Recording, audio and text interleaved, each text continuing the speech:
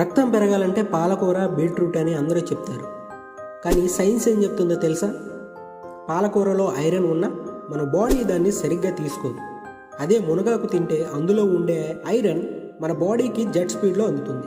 100 గ్రాముల పాలకూరలో 2.7 mg iron ఉంటే మునగాకులో ఏకంగా 28 mg ఉంటుంది. ఇంకా పవర్ కావాలంటే 1 స్పూన్ హలీం గింజలు తినండి, అందులో 100 mg ఐరన్ ఉంటుంది. 1 స్పూన్తోనే మీ రోజువారీ పూట ఫినిష్. మరింత రుచి కావాలంటే తాటి బెల్లం వాడండి. కానీ షుగర్ పెరుగుతుందన్న భయం ఉంటే రోజుకు 1 ముక్క చాలు. అన్నీ తిన్నాక 1 గ్లాసు నిమ్మరసం తాగటం మాత్రం మర్చిపోకండి.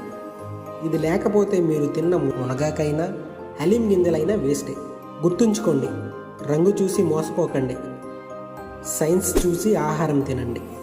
ఈ వీడియో మీకు నచ్చినట్లయితే లైక్ చేయండి, మీ ఫ్రెండ్స్కి కూడా షేర్ చేయండి, వాళ్ళు కూడా తెలుసుకుంటారు. ఇలాంటి మరింత ఇన్ఫర్మేషన్ కోసం మన అకౌంట్ని ఫాలో కొట్టండి.